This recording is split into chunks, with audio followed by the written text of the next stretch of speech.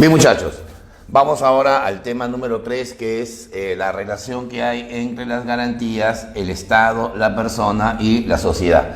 O sea, vamos a hablar sobre los procesos constitucionales, ¿ya?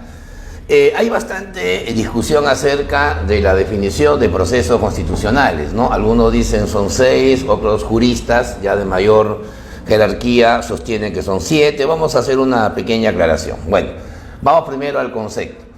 Vamos a decir que los procesos constitucionales vienen a ser el conjunto de mecanismos, o sea, de caminos, de métodos, o también de procedimientos, ¿verdad?, que van a proteger la vigencia de los derechos fundamentales de las personas, así como también la jerarquía de la Constitución. Evidentemente, la Constitución se destaca como la norma jurídica de mayor jerarquía, la norma jurídica de mayor rango.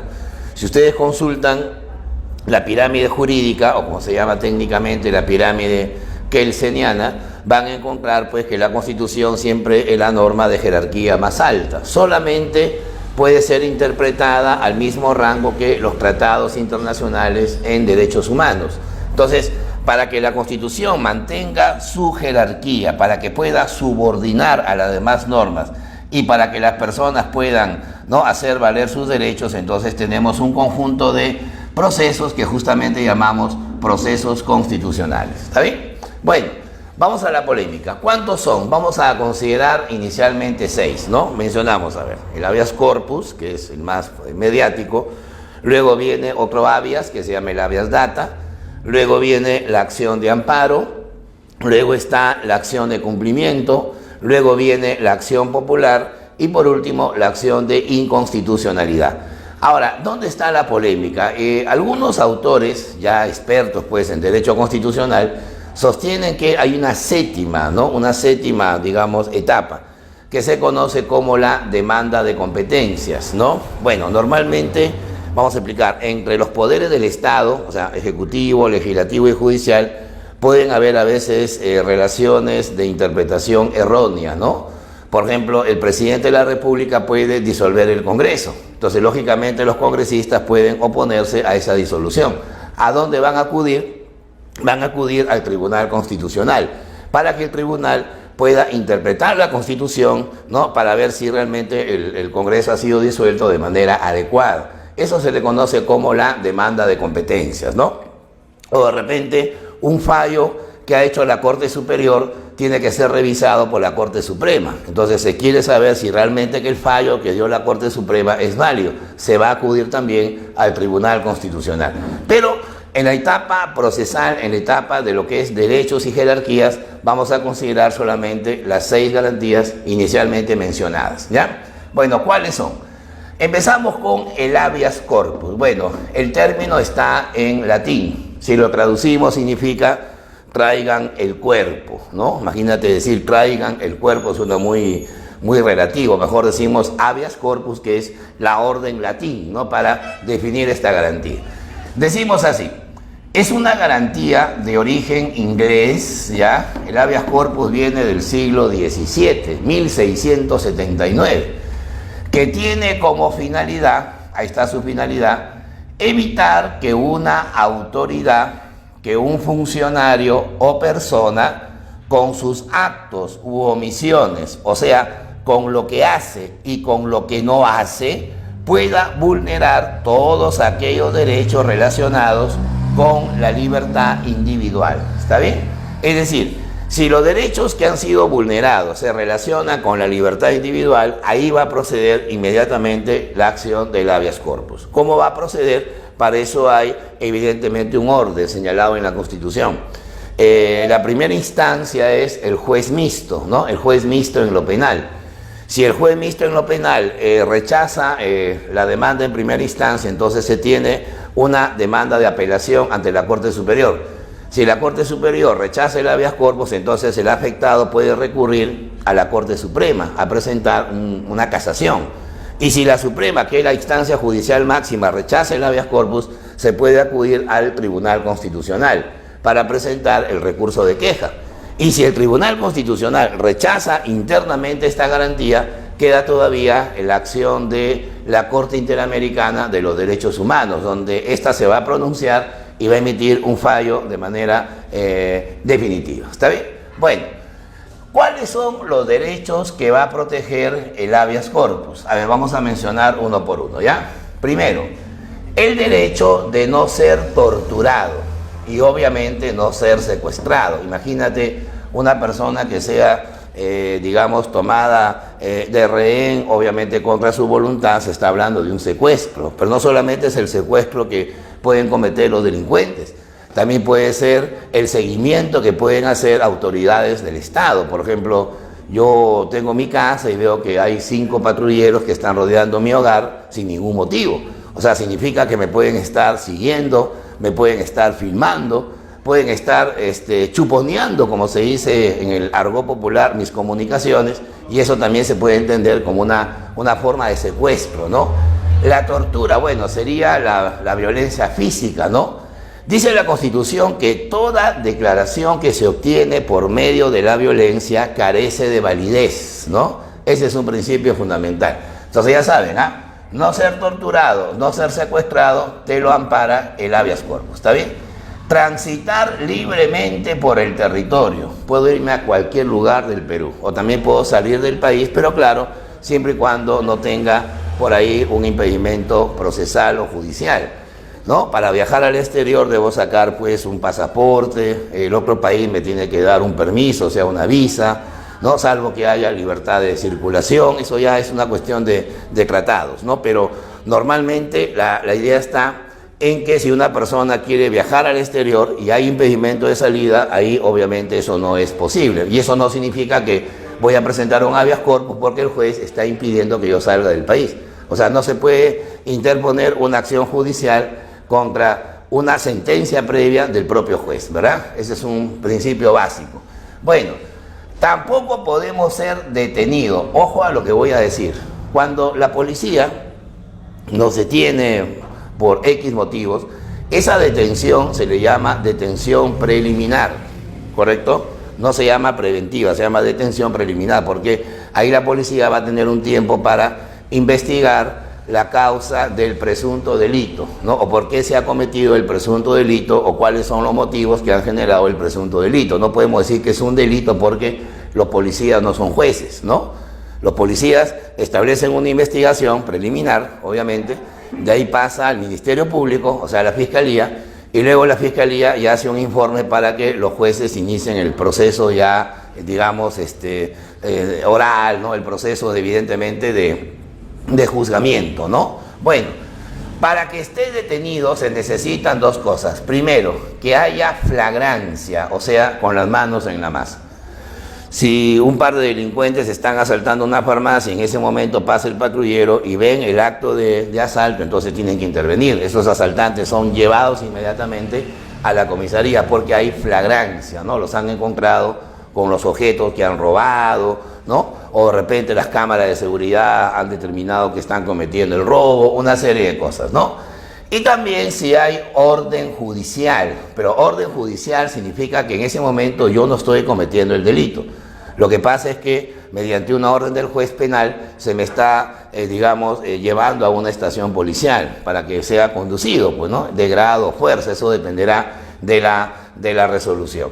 Ahora, otro principio dice, las detenciones preventivas, ¿no? Mal llamadas a veces preliminares, son por un máximo de 48 horas, o también puede ser de 15 días.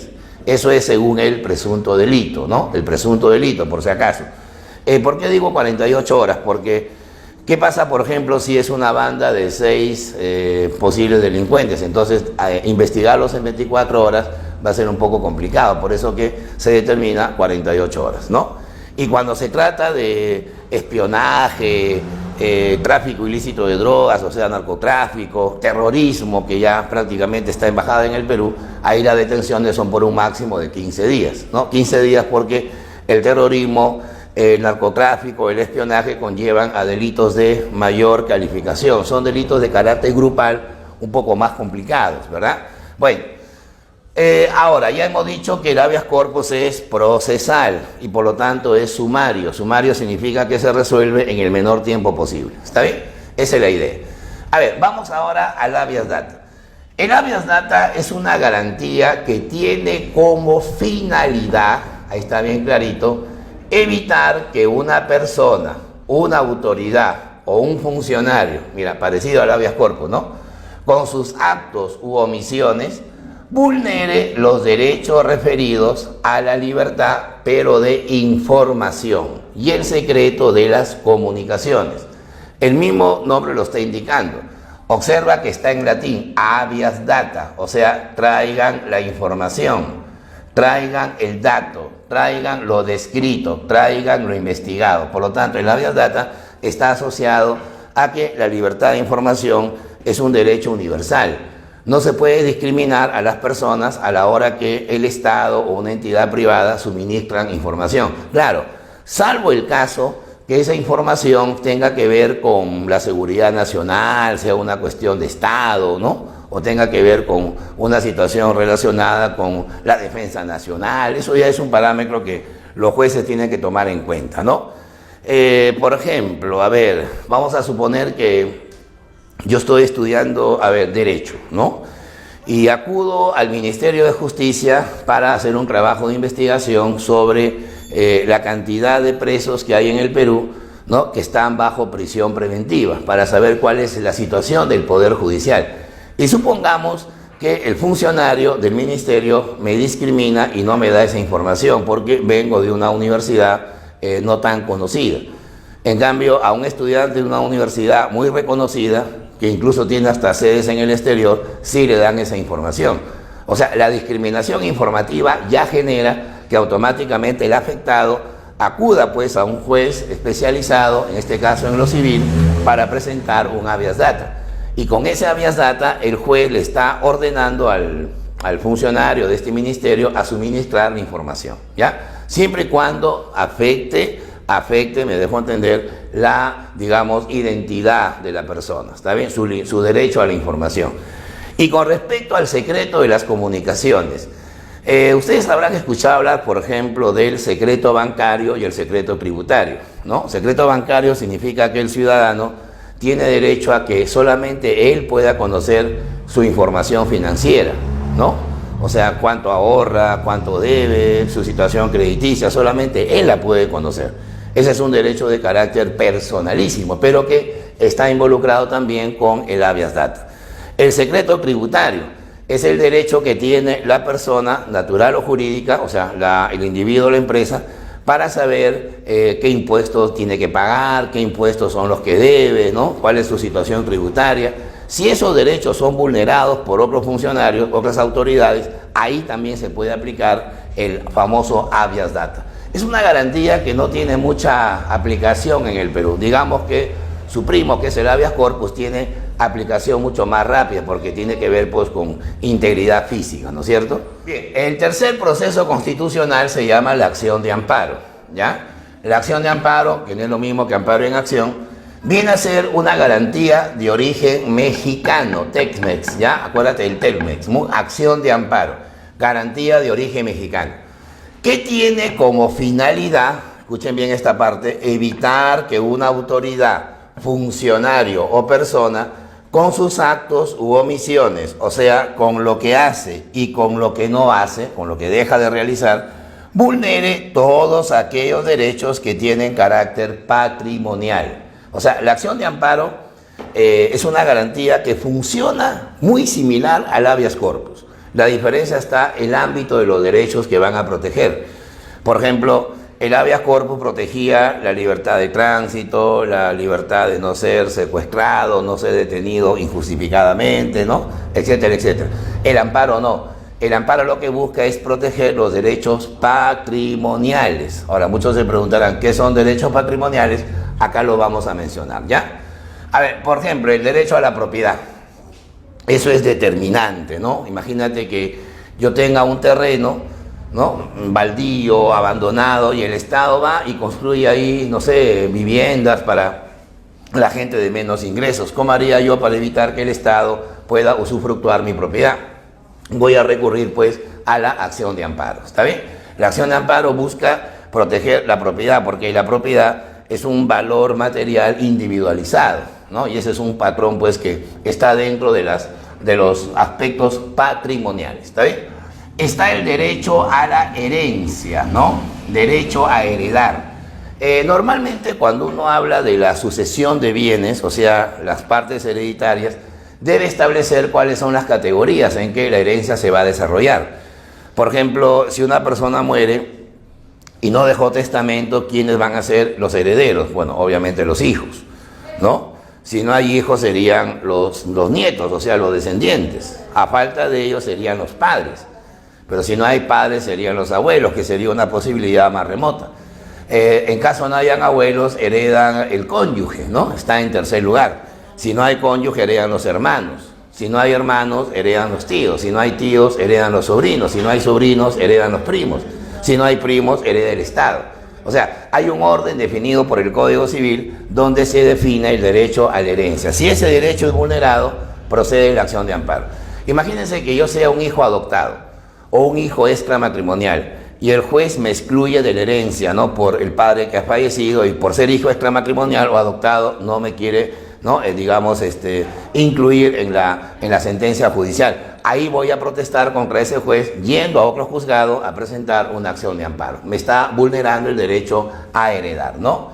Va a estar también el derecho a la libre contratación. Tú puedes tener la libertad de decidir dónde trabajas, qué compras, qué adquieres, con quién contratas, pero claro, siempre y cuando te sometas a un orden legal, ¿no? Es como que yo sea congresista y mi empresa de alimentos abastece de alimentos al Congreso, entonces yo estaría vulnerando un reglamento principal. La libre contratación está dependiendo de parámetros ya predefinidos. Va a estar también el derecho a la nacionalidad, ¿no? La nacionalidad, bueno, es un derecho que tiene que ver con el Estado, ¿no? La nacionalidad es el vínculo que une a la persona con el Estado y que luego hará que esa persona se vuelva ciudadano, ¿no? Tú puedes ser peruano por nacimiento, por derecho de suelo, por derecho de sangre, puedes ser peruano por opción, puedes ser peruano naturalizado. Hay muchas formas para adquirir la nacionalidad. Imagínense que una señora, española, se casa con un peruano y a los 7 años quiere nacionalizarse peruana, pero le niegan ese derecho. Ella tiene derecho porque ella tiene mínimo 2 años de matrimonio. Ahí va a presentar su acción de amparo. ¿Está bien? Estaría también el derecho a la inviolabilidad del domicilio. Acuérdate que el domicilio es un patrimonio. ¿Y qué protege la acción de amparo? El patrimonio. ¿Te das cuenta? Nadie puede vulnerar tu domicilio, salvo que haya, obviamente, un estado de emergencia, ¿no? Imagínense que estamos en un estado de emergencia, bueno, definido por el propio gobierno, y las personas vulneran ese estado de emergencia. Pues ahí hay que entrar al domicilio a hacer detenciones, a confiscar los bienes, porque no hay la garantía que lo proteja, ¿verdad? Pues se llama estado de emergencia. El derecho a la reunión pacífica también estaría incluido dentro de la, acción de amparo. Claro, siempre y cuando no se porte armas, ¿no? Pero evidentemente, pues si hay una disposición del gobierno que prohíbe las reuniones masivas, es porque hay una situación de emergencia, ¿no? Esa es la idea principal.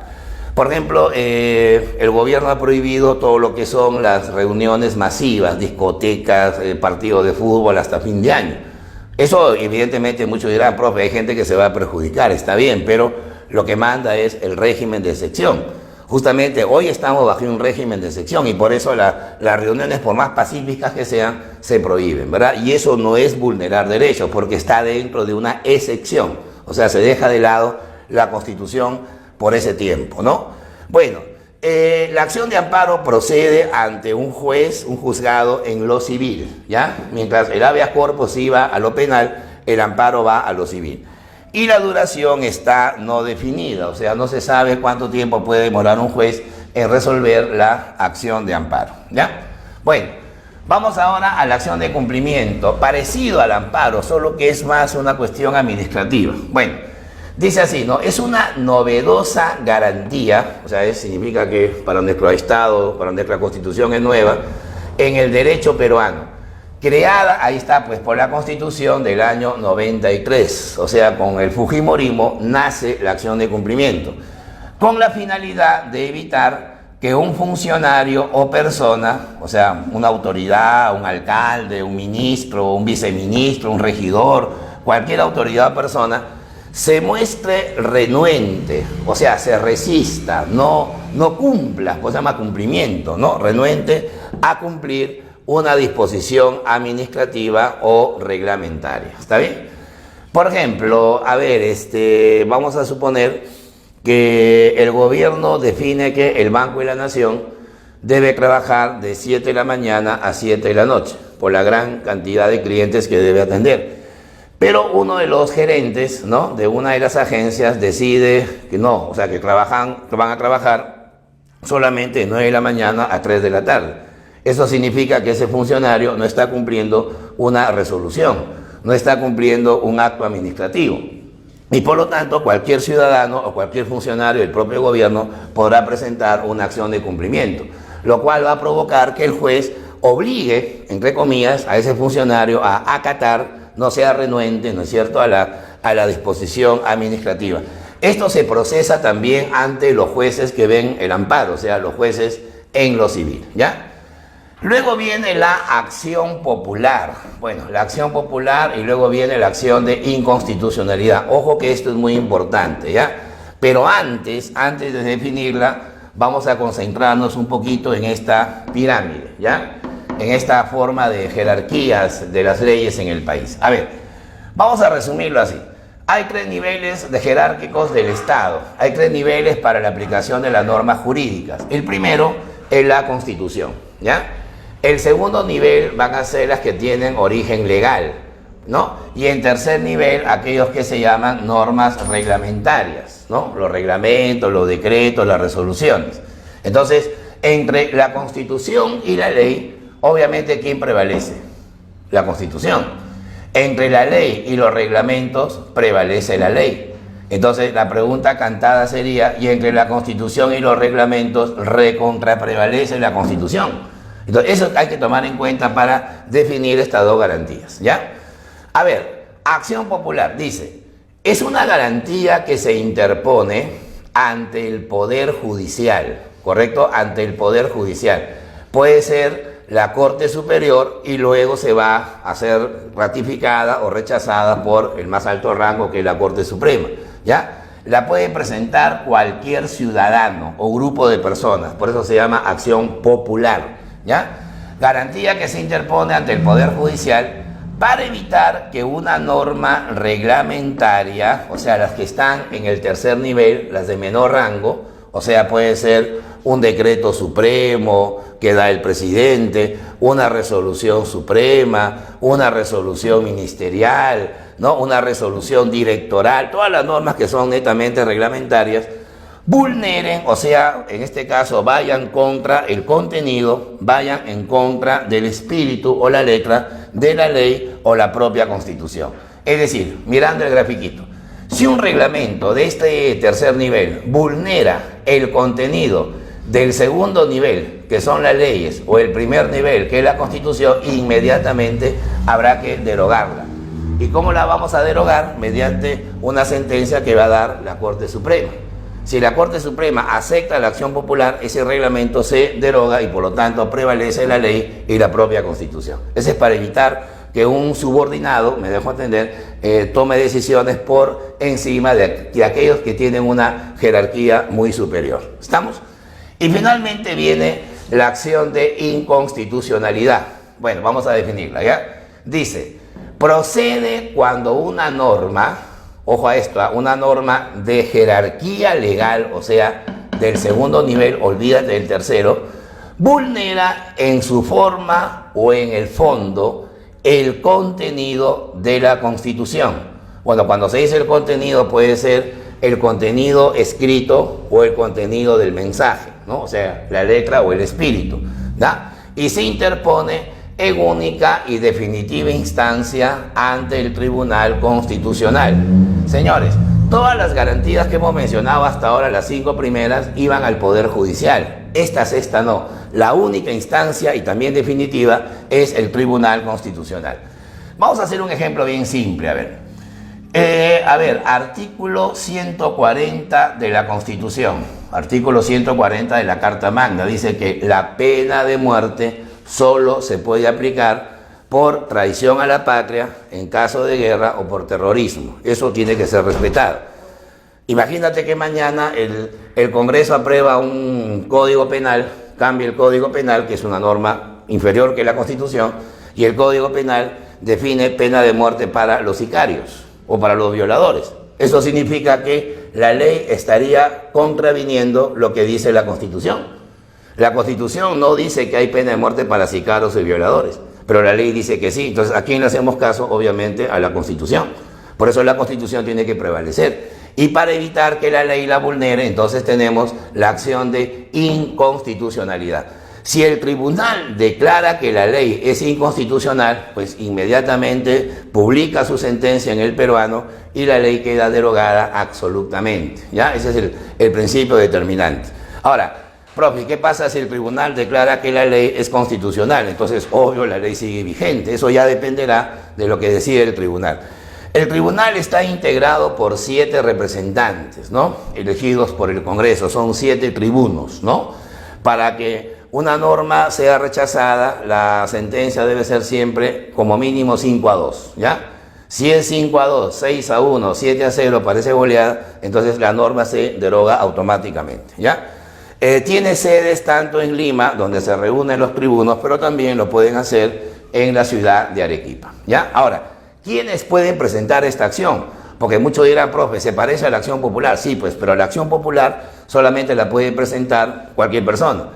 La acción de inconstitucionalidad no, porque esta garantía solamente se le atribuye al presidente, a los congresistas, deben ser un mínimo de 33 congresistas, se le atribuye al defensor del pueblo, se le atribuye a la Corte Suprema, se le atribuye al fiscal de la nación, a los alcaldes provinciales, a los gobernadores regionales, y además deben ser 5.000 ciudadanos como mínimo que acudan al tribunal a presentar este proceso, esta garantía.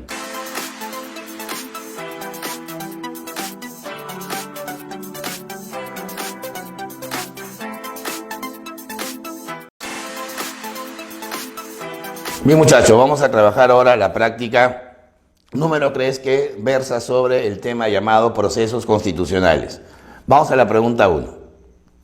Si cualquier persona en nuestro país ve amenazado su derecho a la libertad de información y opinión, puede interponer una garantía constitucional denominada, bueno, ahí hay que discutir que lo que se está afectando es el derecho a la información, ¿no es cierto? Es el derecho a la opinión, y ahí evidentemente hay una garantía que hemos incorporado en la Constitución actual que se llama el habeas data. El habeas data es la garantía que hace que el juez pida a la persona que está afectando el derecho que lo restituya, ¿no es cierto? Bueno, vamos a las opciones. A dice habeas data, esa es la respuesta.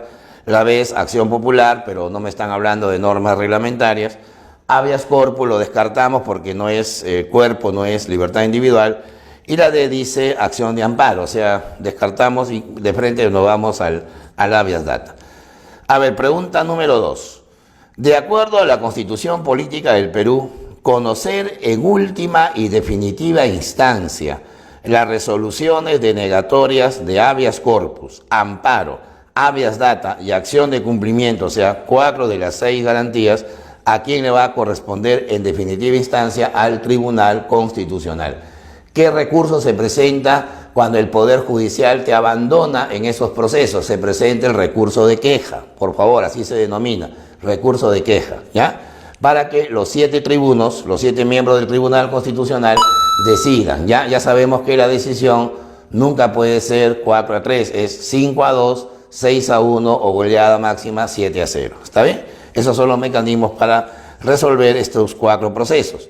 La A dice al Ministerio Público, descartamos, la respuesta es la B, Tribunal Constitucional.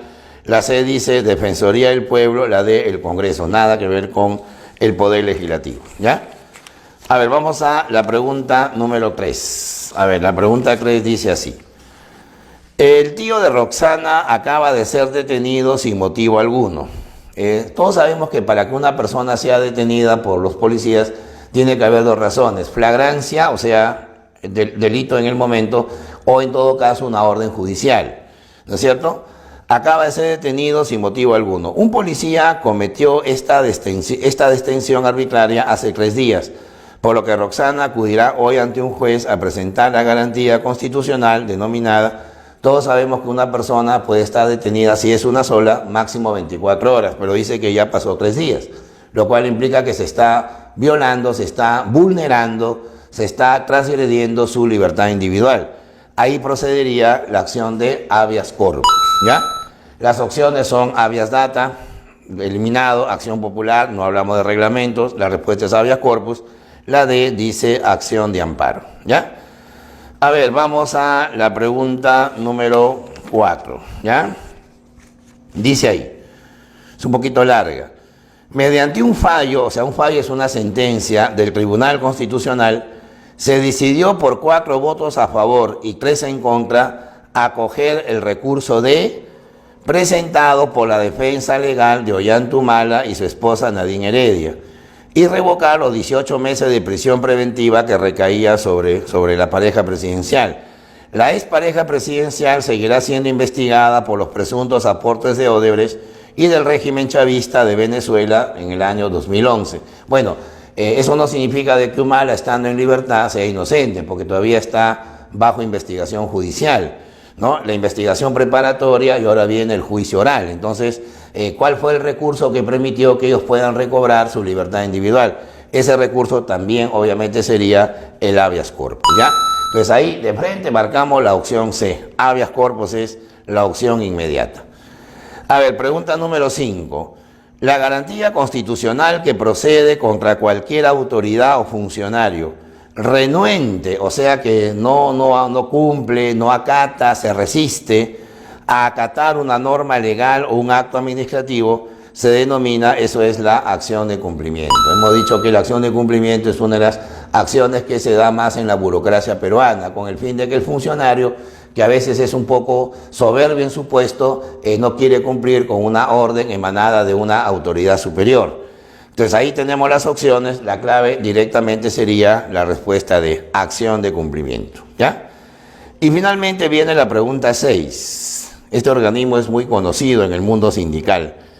La Confederación General de Trabajadores del Perú, la CGTP, informó que presentó una acción, vamos a ver, puntos suspensivos, frente a la Ley del Servicio Civil, aprobada por el Congreso, al considerar que afecta los derechos laborales como la negociación colectiva remunerativa, reconocida en nuestra Constitución. Bueno, acá se habla de un conflicto entre la Constitución y la ley. La Constitución reconoce ciertos derechos, ciertos párrafos, pero la ley los está desconociendo. Por lo tanto, estos trabajadores, este sindicato, considera que esa ley está violando la Constitución. Ahí lo que se tiene que hacer es ir ¿a dónde? Al Tribunal Constitucional directamente. No a presentar un recurso de queja, sino a presentar una acción de inconstitucionalidad. Entonces ahí la clave sería directamente la respuesta letra C.